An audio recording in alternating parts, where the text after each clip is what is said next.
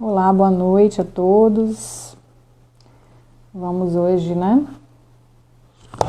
Ixi, desculpa, gente. Marinheiro de primeira viagem. Vamos hoje, né? Realizar um momento de reflexão sobre o Setembro Amarelo, né? O que a gente traz nesse momento. E vamos iniciar, né, nossa oração para a gente poder iniciar nessa noite. Mestre Jesus, amigos, amados, espirituais, estamos aqui nessa noite, iniciando um momento de reflexão e pedindo proteção, o amparo e as inspirações que puderem vir. Proteja todos, ampare todos que estão nessa noite ouvindo, participando e os que vão ouvir depois. Abençoe a todos nós e assim seja. Olá, pessoal, né? Essa noite eu tô até com a amorosa amarelinha, né? Tem o título aqui, ó, Como vai você? Bem de propósito, né? Para a gente poder falar sobre o Setembro Amarelo, né? Que essa noite que eu preparei aqui, nós vamos falar sobre o mês de valorização da vida, né? Esse mês de setembro ele é exclusivamente dedicado ao mês para valorizar a vida, mas a gente não pode esquecer que isso é para o ano inteiro, né? Esse mês exatamente é para a gente poder lembrar o quanto é importante a gente focar, né, na nossa vida, no nosso eu, nos nossos sentimentos, emoções, né? E aí eu vim falar para vocês que por que, né, que é Setembro Amarelo? Muita gente vem perguntar, mas Setembro Amarelo por quê, né? Agora tudo é cores, né? Setembro Verde, Setembro Amarelo. E o Setembro Amarelo, ele é uma campanha mundial, né, que foi inspirado no caso de um jovem de 17 anos que se suicidou. O nome dele era Mike M. E ele, né, faleceu logo no início dos anos 90, né, e foi nos Estados Unidos. E a partir daí viram essa necessidade de estar, né, falando sobre esse assunto, sobre essas questões do suicídio, até para os jovens, né, porque o índice, né, é muito grande de morte entre os jovens.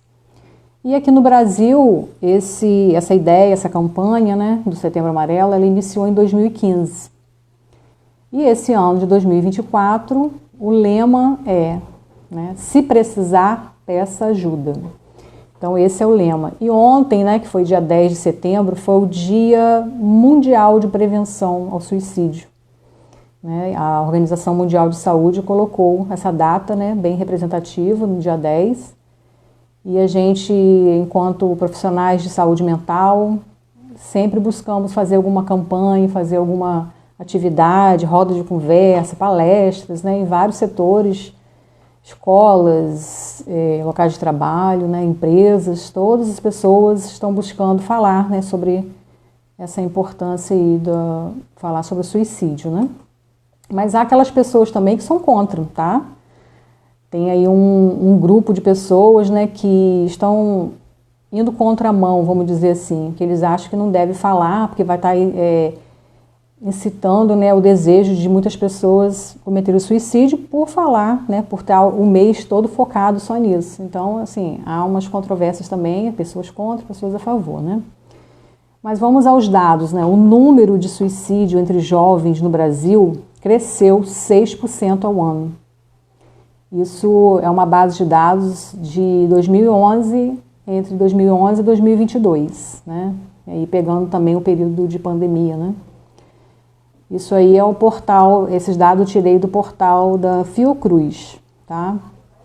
Então, só no ano de 2022, houve 16.262 mortes de suicídio. E a maioria com jovens, né? Então, assim, isso traz à tona uma série de situações, de questões que o governo, né, os responsáveis, os gestores estão preocupados, porque há necessidade de políticas públicas relacionadas a essa questão, né? Nós temos na Organização Mundial de Saúde até uma cartilha de prevenção ao suicídio. Isso foi organizado, né, pela saúde, né, pela equipe multidisciplinar da saúde, que viu a importância, né? Então, isso é uma questão também, a questão do suicídio é uma questão de saúde pública, né? E é um desafio para a psicologia clínica, para os profissionais da saúde mental, psiquiatras, psicanalistas, psicólogos, enfim. É um grande desafio, né? Porque envolve muitas questões, não envolve só as questões de saúde mental exatamente, vai envolver outras particularidades e vulnerabilidades dentro da política, né? Dentro do desenvolvimento político, social, né? Então, se a gente for passear um pouco na história, né, a gente vai entender que lá no século V, vamos dizer, né, onde eu fui buscar algumas informações, né, eles nem citavam o nome suicídio, eles falavam morte voluntária, né? E a Igreja Católica, ela tentando, né, buscando uma forma de frear isso, né, colocava como pecado, né? Então, assim, o suicídio ele foi considerado por séculos pela Igreja Católica como um pecado. Exatamente no ano de 1983 é que foi começar a haver mudanças, né? Então, até esse ano, havia um documento oficial determinando que suicidas não recebessem ritos funerários normais, né, como outros. E nem poderia ter missa de sétimo dia, né? Quem viu o filme de Divaldo Franco vai lembrar, né, que exatamente coloca essa parte que a irmã do Divaldo Franco, ela realizou o ato do suicídio. E a mãe, né, com aquele desespero, querendo uma missa, querendo um conforto, a Igreja Católica não estava permitida, né, pela hierarquia, né, por tudo, porque eles não deixavam mesmo.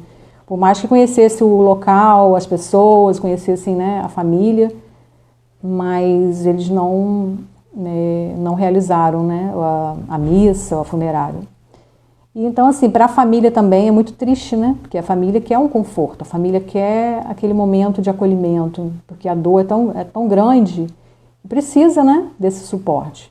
E se a gente for pensar também, as igrejas protestantes também veem como um pecado, né? Então, assim, é uma crença, esse ato do suicídio como, morreu, vai para o inferno, né? Então, assim, dentro da doutrina espírita, a gente tem um olhar diferenciado, que a gente vai explanar um pouco mais à frente, né? E a gente vai buscando entender, né? Então, assim, o fenômeno do comportamento suicida é extremamente complexo, difícil de ser abordado. Até porque, né, no mundo ocidental, falar sobre a morte é muito difícil, né? Então, assim, falar sobre a morte aqui pra gente, né? Quantas pessoas evitam falar sobre a morte? Seja com criança, com adolescente. Fulano está adoecido, não vou falar que o outro morreu, não. Pessoas idosas, né, evitam falar, não querem falar sobre parente que faleceu. Então, assim, coloca um mistério, uma situação tão pavorosa que a pessoa vai criando, né, sem querer enfrentar da forma mais natural possível, né, que a morte nada mais é que um fenômeno da vida, né. Mas aqui a gente não está falando de morte natural, né? A gente está falando de morte do suicídio, que é muito doloroso para a família, principalmente, né? Mas se a gente for pensar dentro da ótica espírita, o sofrimento vai continuar e a gente vai falar um pouco sobre isso também. Então, assim, já é um tema muito difícil da gente trabalhar até nos espaços sociais, né? Dentro dos locais de trabalho, escola, enfim, é um desafio para a psicologia, para a psiquiatria. Então, buscando, né, alguns informes, assuntos sobre o tema, a gente vê que os sociólogos da época já estudavam essa temática do suicídio.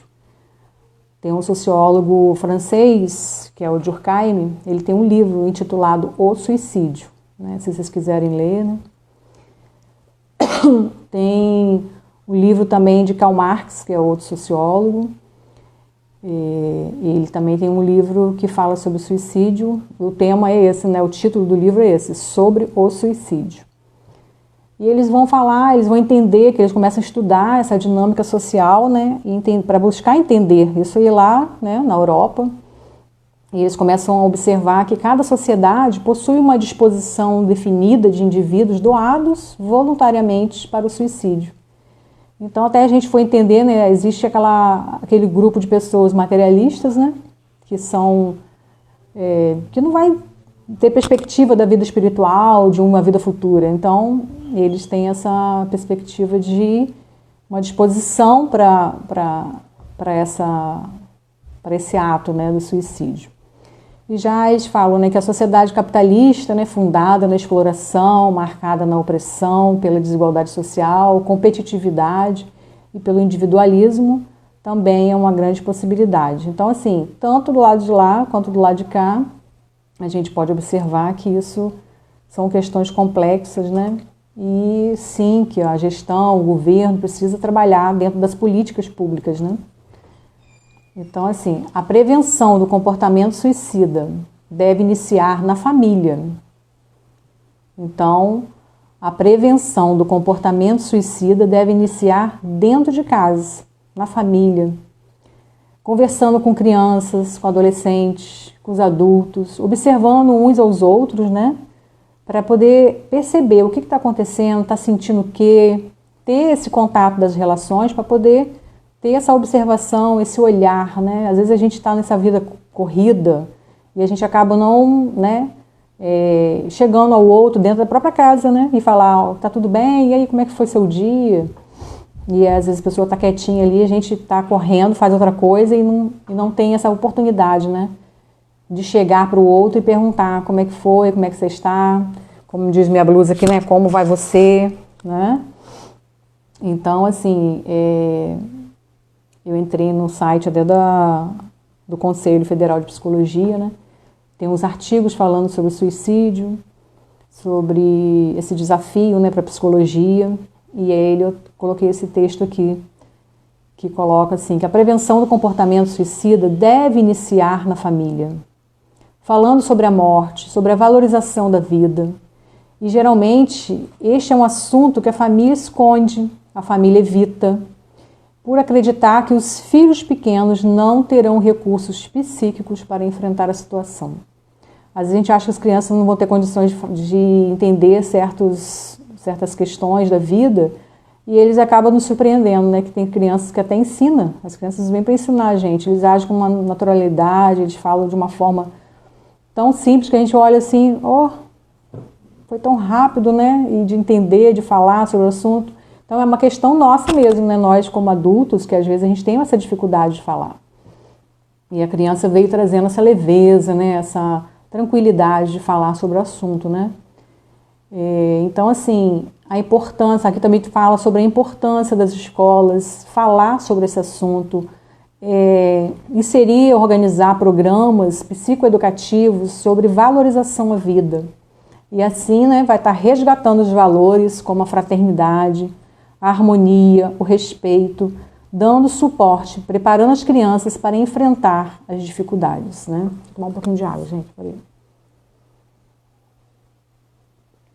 Estou estreando minha caneca da psicologia que eu ganhei com vocês. Então, assim, olha só, valorizando a vida, né, dentro desses valores, porque muitas das vezes, quantas famílias aí estão perdidas, né, sem valores, sem esse entendimento, sem essa compreensão, sem essa harmonia, o respeito uns aos outros, né, ter a empatia, olhar o outro e perguntar, né, saber se está bem, o que está acontecendo, observar mais as crianças, os adolescentes. Às vezes os adolescentes vão para a escola, voltam e não há um diálogo, né? E muitas das vezes os adolescentes começam a sentir também essa falta. Eles sentem a falta, né? Vai você achando que o adolescente não quer falar, não gosta de falar. Eles gostam sim. É porque eles não sabem como lidar com a situação, como chegar numa conversa. Mas quando você faz grupo, né? A gente faz grupo com adolescentes, a gente coloca todo mundo em círculo, né, para poder conversar. E aí você começa a puxar um assunto, todo mundo começa a interagir, entendeu? Porque os adolescentes agem dessa forma, né? Eles querem mostrar para o grupo, muitas das vezes, que eles também estão participando, estão falando, e ali já começa a surgir várias ideias, trocas de sentimentos, trocas de experiências, de vivências, que são importantes para poder um auxiliar até o outro, né? Que o trabalho de grupo é isso. Quando a gente quer auxiliar é justamente para enfrentar as dificuldades, né? Superar as dificuldades. Então, assim, dentro desse campo, existem muitas situações de vulnerabilidades. Então, pontuei aqui que os profissionais de saúde mental, eles estão mais conscientes, estão estudando mais, estão se aprofundando, né? Estão buscando observar mais a sociedade, os fenômenos, né? E sobre os fenômenos do comportamento suicida, sabem que diversos fatores de riscos estão em evidências, né? Que muitas das vezes a gente fala na rede social, acaba muita gente falando sobre isso. Mas, assim, uma pessoa que tem um transtorno psiquiátrico, ela tem uma probabilidade de cometer um suicídio? Talvez sim, talvez não, né? Eles colocam que sim, mas eu também chego a pensar assim que não são todas. Não são todas, a gente não pode generalizar nada na vida, né? Não são todas as pessoas que têm um transtorno psiquiátrico que têm uma probabilidade de realizar um suicídio. Pessoas que passam por perdas de emprego, perdas de um familiar, perda de parente, né? Diversas perdas, relacionamento. Então, a pessoa entra no desespero, entra no desequilíbrio, e ali sim ela tem essa probabilidade de também cometer um suicídio, né? Não generalizando igualmente como o caso do transtorno psiquiátrico. Pessoas que fazem o uso abusivo de álcool e outras drogas, até porque o uso de drogas, né, vai afetar, pode entrar num surto psicótico, e aí a pessoa rompe com a realidade. E rompendo com a realidade, sim, ela tem essa porcentagem maior, né, de realizar o ato do suicídio.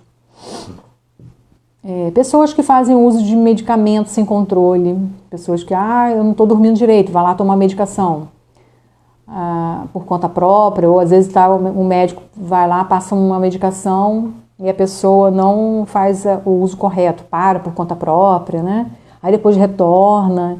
Então, assim, são situações que também pode desencadear depressão, ansiedade. A dependência, né, da medicação mexe com todo o humor da pessoa, que também pode levar a situações descontroladas, né? Agora, entrando nos fenômenos também mais sociais, né? A desagregação, violência familiar, abusos, né, que pessoas passam, conflitos, maus tratos e abandono são pontos, né, que a gente tem que ter atenção, porque uma família que vivencia violência familiar, a violência, os abusos, entra nos maus tratos, abandono, negligência, a gente precisa ter um olhar mais atencioso enquanto profissionais. Eu também, né, além de ser psicóloga clínica, eu sou psicóloga social. E a gente tem esse olhar, quando a gente atende uma família, e a família vem trazendo uma situação para a gente, né, que a gente começa a observar esse tipo de fenômeno na família, a gente encaminha para o centro especializado, que é o CREAS, né? Então, o CRAS já não atende essa parte, a gente encaminha para um outro setor, né, para outro equipamento, que ali vai ter esse suporte para essas famílias que estão passando por isso, né? Então, assim, se a gente percebe também uma família que está com uma probabilidade, né, de uma questão suicida, a gente também encaminha para a rede de saúde, a gente encaminha para o CAPS, que a gente vou até citar ali, que eu anotei todos os locais, né, necessários, importantes para a gente saber, né? E aí também outro ponto é a instabilidade econômica, desemprego, afeta diretamente o indivíduo, né? Quantas pessoas desempregadas nós temos na nossa cidade, campus, no país, né? E se a gente for pensar, o desemprego gera desespero, né?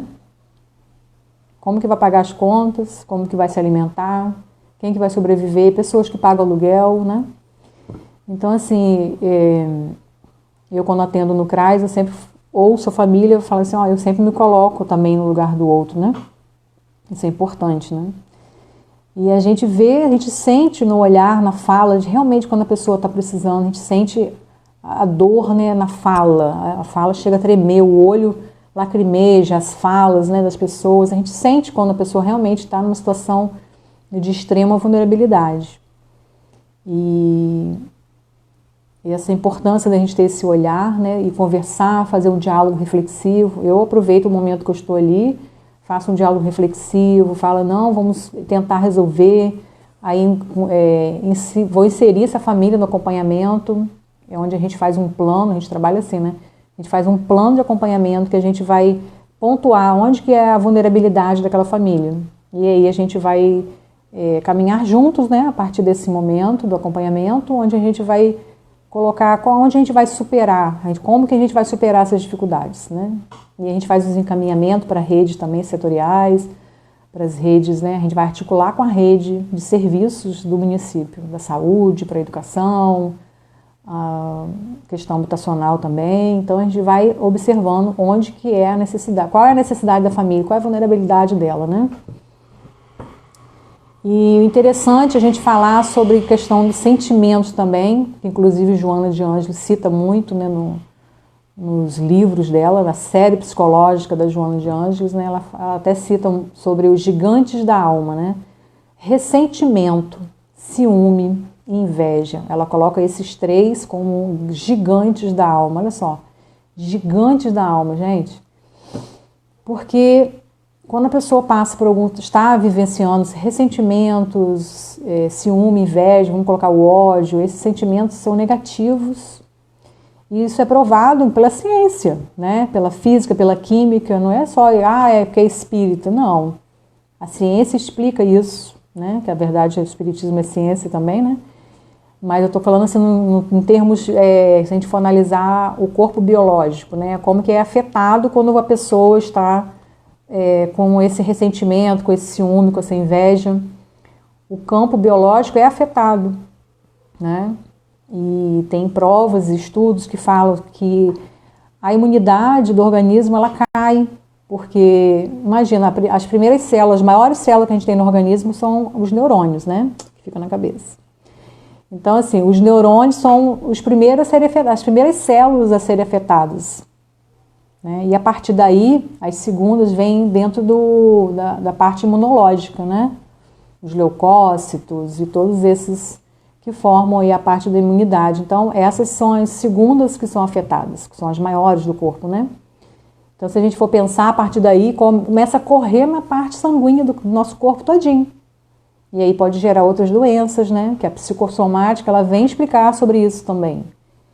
E que a parte emocional, a gente vê até assim, ouve alguns profissionais da área de saúde que falam que são contra, né? Isso aí não tem nada a ver, um câncer, uma outra doença, ter uma parte emocional como influência. Claro que tem, né? Claro que tem. Então, assim, a importância da gente se observar, observar os nossos sentimentos, observar as nossas emoções, né? Eu, quando faço atendimento, eu sempre costumo falar na terapia, eu falo assim para o outro, olha, você precisa ser gestora, né, das suas emoções. Então, se você não der conta das suas emoções, quem é que vai dar? Né? Então, assim, eu, enquanto profissional, eu busco sempre avaliar essa parte. Você está sendo gestor das suas emoções? Você está agindo 100% emoção? Não pode, né? Tem que equilibrar. Nós temos que equilibrar razão e emoção. Senão a gente acaba entrando numa situação dessa, né? Que Joana chama de gigantes da alma. Isso tudo tem a ver com o ego, né? A gente não consegue dar controle, não consegue dar conta. E aí corre risco também de você romper com a realidade, ter um surto psicótico. Através desses sentimentos mal elaborados, mal estruturados, que não tem uma gestão, né? Então pode ocorrer também. Então eu pontuei aqui, em caso de suspeita, né, em relação, você está com algum familiar, com algum amigo, colega de trabalho, alguém do grupo, né, a gente começa observando, né, alguém que faz parte do seu grupo social, né, seja casa, família, escola, trabalho, enfim. Observou que a pessoa está ali meio estranho, e olha, gente, não é só a pessoa triste que você pode estar percebendo, de repente a pessoa está rindo, está sorrindo, está curtindo, e a gente não sabe, né, a gente nunca sabe. Mas se a gente perceber alguém triste, alguém estranho, conversa com ela, faz aquele acolhimento, né, e orienta, olha só, você precisa buscar um psicólogo, um psicanalista, um profissional da saúde mental, né? Então o primeiro passo é buscar um profissional da saúde mental. Aqui em Campos, né, a gente tem no Parque Imperial, a UBSF, que ele atende ali a parte da saúde mental. Temos os CAPs, que é toda a rede de saúde mental, temos os CAPs. Ali atrás da UF tem um CAPs AD. AD é porque é de álcool e outras drogas, né? Então, pessoas que têm alguma questão com álcool e outras drogas é atendido ali, é direcionado para esse CAPs, né? Tem CAPs também ali atrás do Shopping 28, acho que ali é o CAPs 3, né? Tem CAPs lá em Guarulhos, tem CAPs ali no Flamboyant, atrás da igreja CMA, né? Ali também é um CAPs agora, ali foi uma UBS, né? Agora virou um CAPs. Em casos de emergência, a pessoa, né, chegou a cometer o ato, então tem que chamar bombeiro, tem que acionar o SAMU, a UPA, ir para o hospital, socorrer o mais rápido, né? No caso, se tiver essa condição. E eu trouxe também para a gente poder falar, existe o Centro de Valorização da Vida. E eles fazem um trabalho também de atendimento para as pessoas que estão ali, não tem condição de pagar, é só discar, tem o Disque 188. Então, Disque 188, aí você liga para lá e fala que você não está se sentindo bem, poder conversar, né, dialogar, não é cobrado.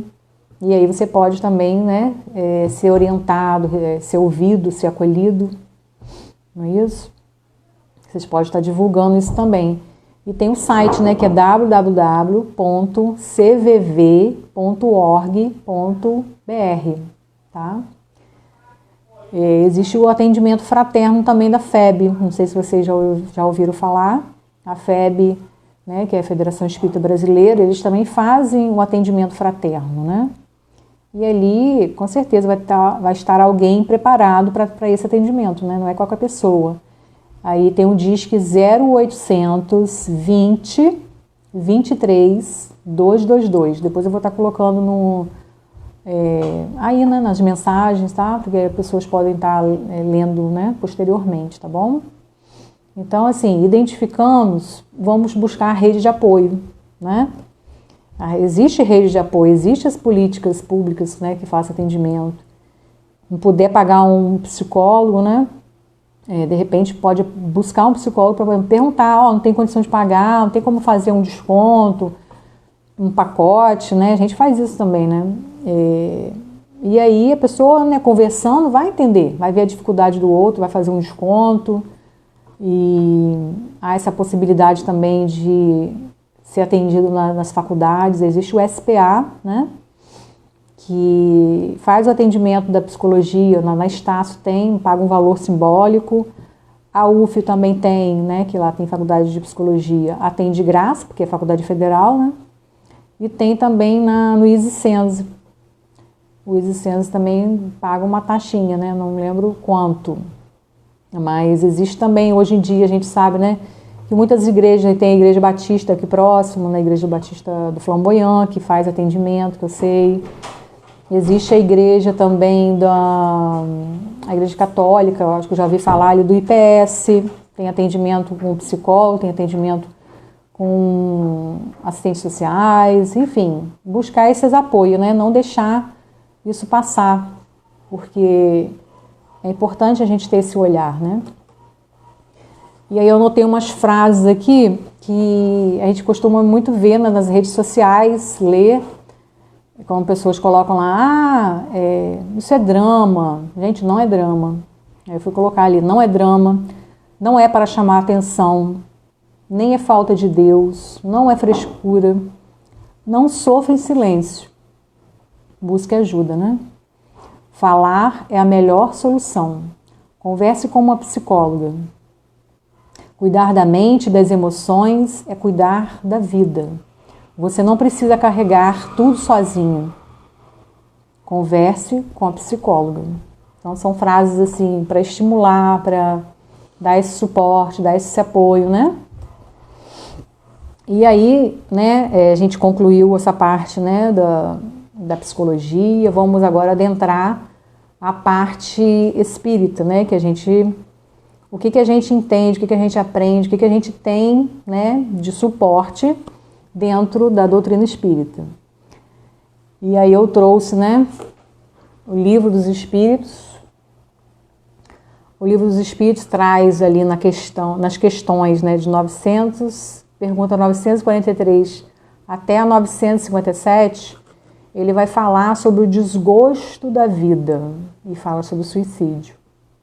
Então, se vocês forem lá buscar, dar uma lida, né, buscar refletir o assunto, questões 943 a 957. E aí eu escolhi a questão 944, que tem a pergunta seguinte: o homem tem o direito de dispor da sua própria vida? Resposta dos espíritos: não. Só Deus tem esse direito. O suicídio voluntário é uma transgressão, ou seja, uma violação, né? Uma quebra de mandamento da lei de Deus. Então, ninguém tem o direito de tirar a própria vida, né? A gente tem que refletir bem isso, né? E dentro do Evangelho também temos, com certeza, o Evangelho segundo o Espiritismo, lá no capítulo 5, né? Intitulado Bem-aventurados os aflitos, nos itens 14 ao 17, também vai falar sobre o suicídio e a loucura. Eu até trouxe aqui uma parte que eu achei interessante, não sei como é que nós estamos de horário, que vai falar no 14, né? No item 14 ele vai falar: a calma e a resignação auridas da maneira de considerar a vida terrestre e da confiança no futuro dão ao espírito uma serenidade que é o melhor preservativo contra a loucura e o suicídio. Olha que conforto, né? A doutrina espírita é consoladora, né? A gente sabe disso. Então, assim, só e você buscar entender, né? A pessoa não é materialista. A pessoa acredita na espiritualidade, que nós somos seres espirituais. Significa que somos seres eternos, né? Já que somos criados em imagem e semelhança de Deus. Boa noite, gente. Estou nem falando boa noite para vocês, né?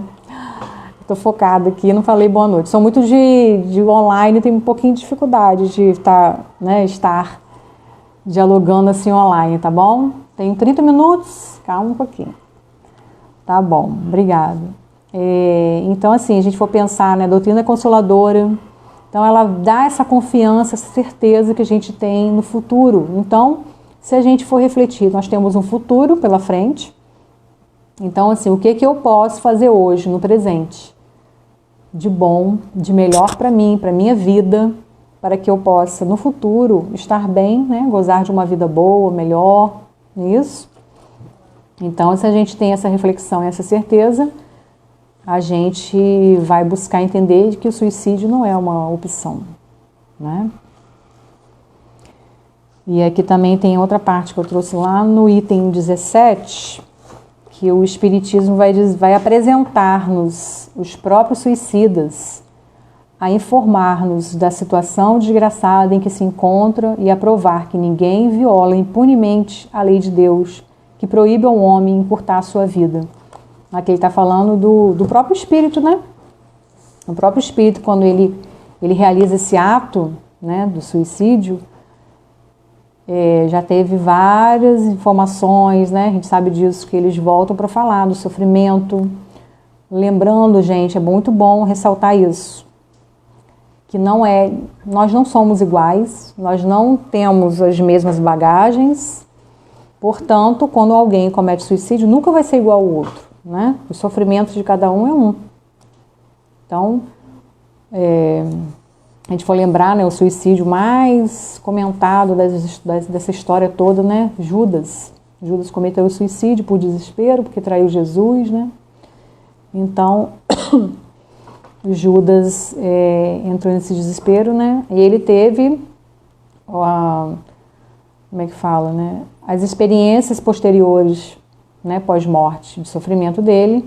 Não significa que a irmã, por exemplo, né, a irmã de Divaldo, teve de uma outra forma, como outras pessoas também.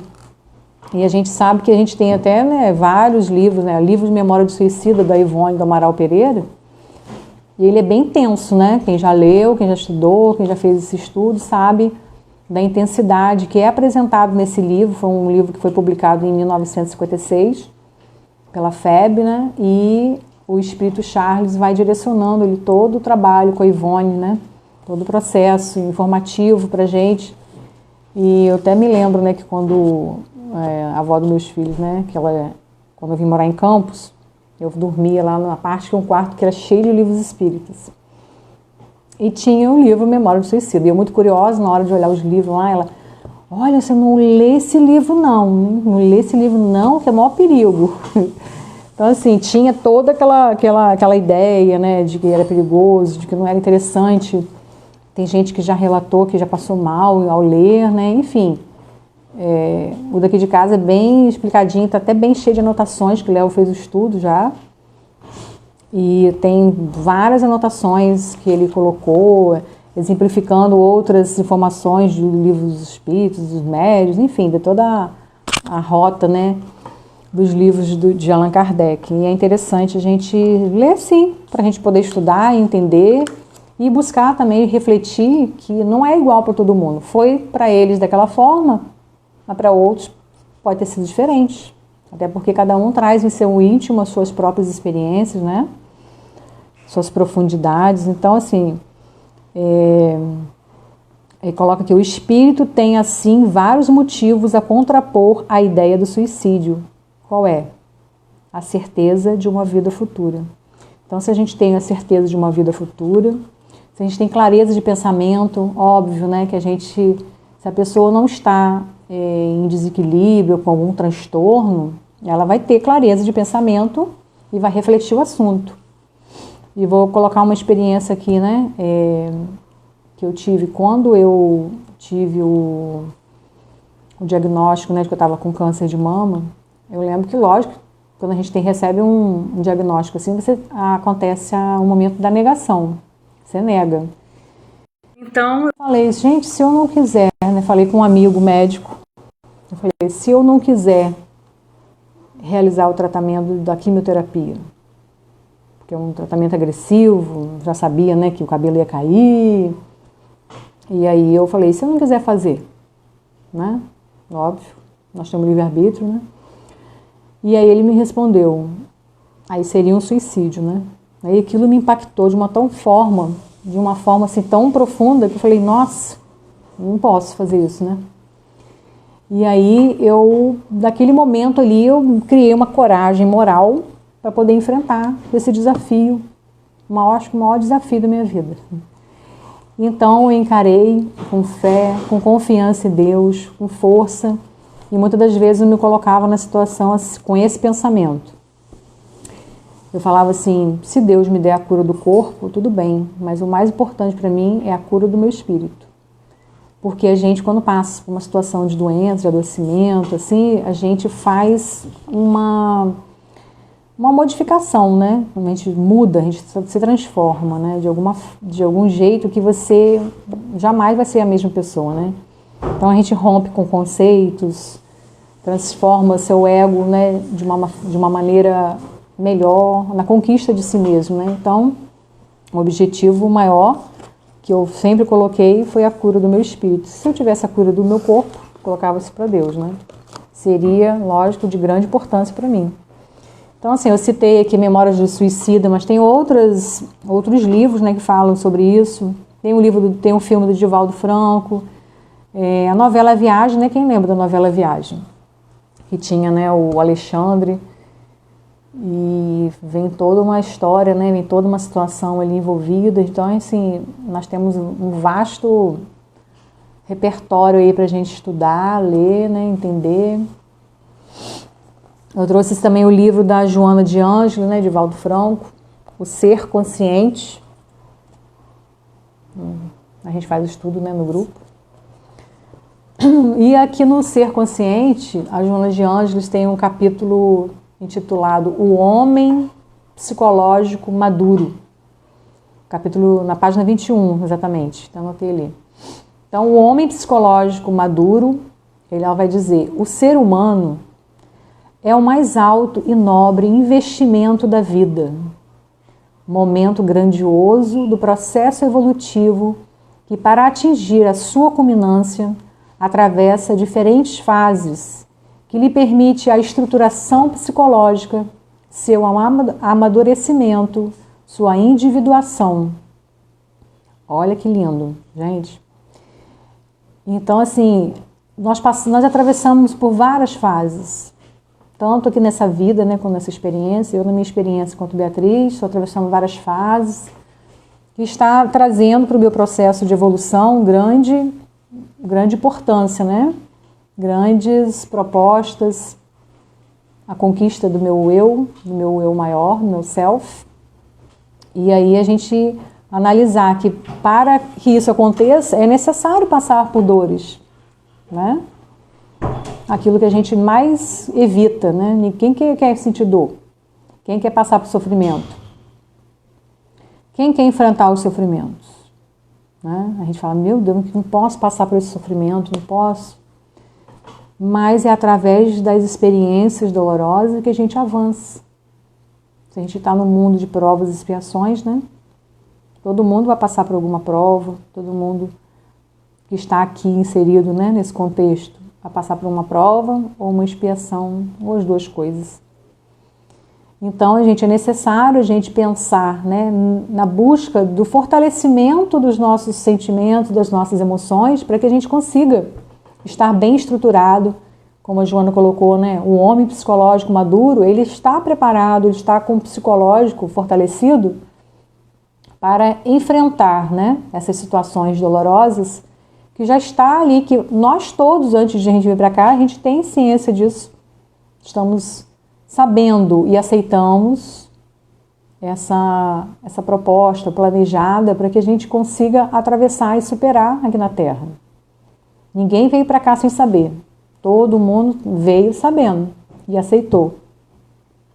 E o mais importante, que não estamos sós, né? Ninguém está sozinho. Ninguém. Então, assim, é a gente buscar esse fortalecimento. Eu achei também aqui na última página do livro da Joana, última não, que a última é 164, a penúltima, 163.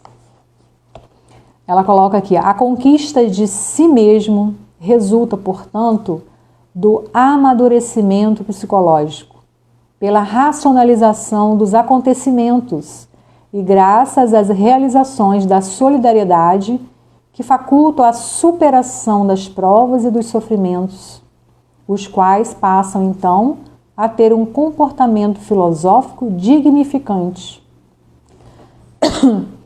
Isto é, instrumentos de valorização da vida. Em vez de serem castigados à culpa oculta, jacente no mundo íntimo. Olha que perfeito, né? Então ela coloca a conquista de si mesmo, ou seja, para me conquistar, que é o objetivo meu aqui, é esse. Às vezes a pessoa acha que a minha confusão com o outro, minha disputa com o outro, minha maior disputa é comigo mesmo. Eu preciso conquistar a mim mesmo, eu preciso enfrentar a mim mesmo, eu preciso enfrentar as minhas dores. E aí muitas das vezes a gente, né, o ser humano não consegue realizar isso, vai para as fugas, né? Ataca o outro de alguma forma, entra nas fugas das drogas, né? De sentimentos mal estruturados, inferiores. E se a gente for pensar, se você está com esse sentimento desestabilizado, né? Mal estruturado, mal conduzido, sem gestão nenhuma, o que vai acontecer?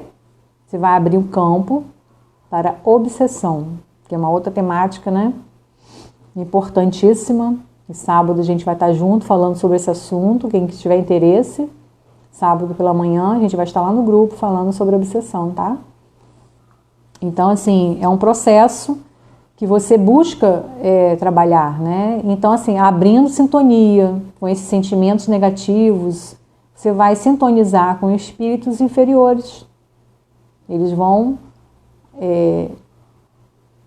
unir, né? Unir a você por algum propósito. Vai ser na sintonia, porque você está vibrando na mesma faixa deles, ou pode ser que um do passado nosso, né, que a gente prejudicou lá atrás, vai estar reencontrando a gente. Mas a gente abriu brecha, né? Então, assim, caso isso ocorra, né, buscar tratamento também com um grupo que realize a desobsessão, o nosso, né, no Semeadores da Paz, a gente realiza as reuniões de desobsessão nas segundas-feiras e quintas, né, é reunião fechada, mas a gente faz esse atendimento, tá? E aí é importante com que também dentro de um processo de obsessão, se você não fizer a sua parte de mudança interior, da conquista de si mesmo, da superação desse ego tão desesperado, desestruturado, você não vai conseguir. Você vai dificultar esse processo da desobsessão, entendeu? Então é isso. Joana trouxe pra gente uma vasta... ela tem uma série, né, que ela fez justamente para nos auxiliar nesse trabalho desse autoconhecimento, desse autodescobrimento, né? O nome já diz, né? Descobrimento. A gente está com algo encoberto dentro da gente, né? Dentro do nosso inconsciente. E é necessário você descobrir, né? Fazer esse autodescobrimento para que você consiga se olhar mesmo. Ah, mas eu não gosto de ver. A gente esconde, né, quando a gente faz alguma coisa errada. Ah, não gosto de que fulano me veja dessa forma. Por quê? Tá com vergonha de si mesmo, né? Então é aí que precisa trabalhar, resolver. E dentro da psicoterapia você consegue fazer isso, porque você vai fazer uma autoanálise, né? Um autodescobrimento. Você vai saber como é que está funcionando todo esse processo que está dentro de você, no seu inconsciente. E a partir disso você vai começar a trabalhar, buscando ser uma pessoa melhor. E esse é o processo dentro da análise, dentro da psicoterapia. Que aí você vai descobrir as suas sombras. E Joana coloca na literatura dela, né, sobre isso também, porque ela estudou durante 50 anos lá no plano espiritual. Ela estudou sobre a psicologia justamente para trazer esse trabalho lindo. Sou apaixonada pela Joana. Olha que eu conheci Joana de antes, eu ouvi falar, né, quer dizer, eu li uma mensagem dela, eu estava no ensino médio, morava em São João da Barra, a gente não tinha acesso, né, aos livros espíritas, mas eu tinha uma amiga que estudava comigo, Marícia, e aí ela levou uma mensagem lá uma vez para a escola, eu olhei e fiquei apaixonado com aquilo, como se eu tivesse conhecido, né, mas realmente é isso, eu já conhecia, né, de outras vidas. E aí eu identifiquei logo, fiquei assim, gente, que mensagem linda. E aí ela falou assim, é uma mensagem espírita. E aí eu já gostei, né, comecei a me interessar e a partir dali, Joana de Anjos faz parte da minha vida. Né? Eu amo demais toda a sua literatura, né? E ela fez todo o estudo da obra de Jung, né? Então, assim, é fantástico, né? Quem quiser estudar, quarta-feira a gente também tem esse estudo no grupo, tá? O pessoal fala assim, você está falando propaganda, é lógico. E aí estou colocando também para vocês, né, a solução, né, tanto dentro da psicologia, quanto também dentro dos nossos estudos da doutrina espírita, tá? Vamos ver o que a gente tem aqui.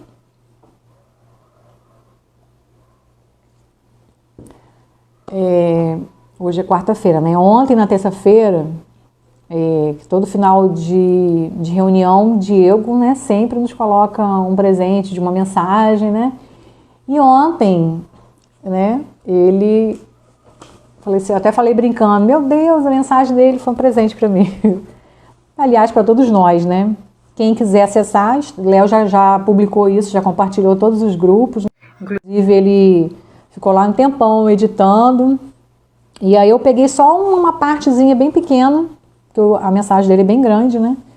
E aí, ó o que ele colocou. O tema, né, o título da mensagem dele é valorização da vida.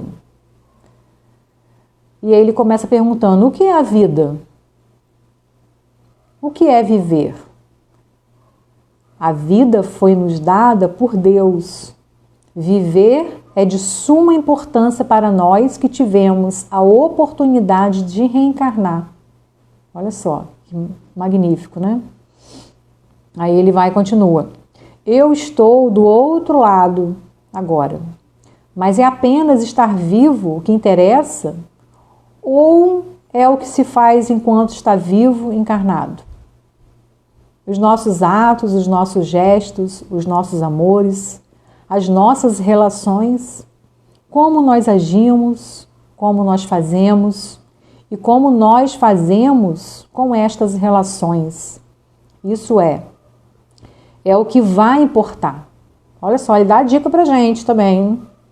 É isso que vai importar, gente. Como que a gente se relaciona uns com os outros, dentro de casa, na família, na sociedade. Nós precisamos estar em contato com os outros, buscar auxiliar o outro de alguma forma. Qual é a sua contribuição com a sociedade que você está, né, realizando? Olha a importância. É isso que vai importar, ele coloca. Porque viver por viver, todos vivem. Viver simplesmente sem buscar aperfeiçoamento íntimo, sem buscar auxiliar aqueles que necessitam de auxílio, então não vale, né? Então assim, imaginemos alguém que viveu totalmente indiferente à vida terrestre, ele só passou, ele ficou existindo, mas ele não realizou. Então olha só, passou, mas não realizou. Então assim, Diego dá a dica aqui, eu não li tudo, né? Mas ele fala da responsabilidade de cada um, né?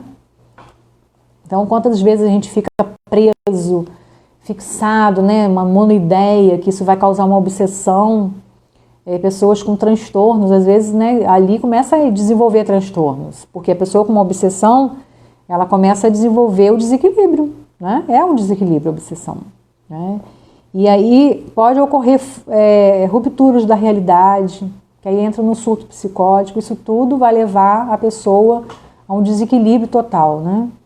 Então, assim, a mensagem de Diego foi um presente, por isso que eu falo, né? Valorização da vida. Até pelo dia de ontem, né? Que foi o dia 10, dedicado, né? Que é dedicado à valorização à vida. E aí eu quis trazer para vocês, para a gente poder finalizar, né? Esse momento. Se vocês quiserem perguntar alguma coisa, vocês podem deixar perguntas aí, para depois eu responder. Eu não sou muito de interagir assim quando eu gravo, não, gente. Não tenho muito, né? Não tenho muita experiência. Léo que sempre faz os vídeos, eu tenho sempre uma dificuldade de fazer, né? Mas a gente vai enfrentando, né? O objetivo é esse, de trazer essa mensagem, essa reflexão para vocês. E, se precisar, peça ajuda, né? Não deixe de pedir, vocês podem entrar em contato comigo, com o Léo, nós somos profissionais de saúde mental. E a gente, né, vai sempre dar um jeito, uma oportunidade, né, um diálogo, um despertar de consciência, uma reflexão. No grupo a gente faz também o atendimento fraterno. É só vocês entrarem em contato, marcar, né, que nós temos aquele momento de atendimento fraterno, né, para a gente poder entender o que o outro está sentindo. E isso é importante. Quem realmente também tem essa vontade de fazer um trabalho assim, a gente sempre busca assim, precisa estar estudando, precisa estar participando ali, né, com a gente no grupo de alguma atividade, algum estudo, para que você consiga também ter esse suporte, né, para você dar esse acolhimento ao outro, entendeu? E se a gente for pensar, né, a gente também, através da desobsessão, esse trabalho que eu amo fazer, é lindíssimo, né?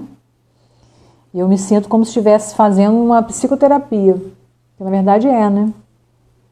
A gente faz atendimento ali para os irmãos, né, desencarnados que estão em sofrimento, em desespero. Muitas das vezes a gente também faz o diálogo com aqueles que cometeram suicídio, né, que estão ali conversando com a gente. E a gente aprende com eles também, para que a gente um dia não cometa também esses seres. Valorizar a vida é isso, é ter a responsabilidade. Qual é a sua responsabilidade diante da tua angústia? Já dizia Freud pra gente, né? E é isso, gente. Vamos finalizar, fazer uma oração para a gente agradecer a Deus. Obrigado, né, por vocês estarem aqui comigo. E vamos orar. Deus, nosso Pai, agradecemos por essa noite de estudo, de reflexão, momento que a gente aprende e entende sobre a valorização da vida. Obrigados aos amigos espirituais presentes, nos inspirando. Que possamos seguir em frente na busca do nosso conhecimento, na busca de si mesmo, enfrentando os nossos desafios, enfrentando as nossas dificuldades, seja elas quais forem. Lembrando que não estamos sozinhos, Deus está sempre conosco, mandando um sinal da tua presença, mesmo naquele momento onde nos achamos estar sós. Obrigado, Jesus, que nos permite sempre a estudar, a trabalhar, a realizar o amparo ao próximo. Obrigada, Senhor, que assim seja. Obrigado, pessoal. Fiquem com Deus. Boa noite.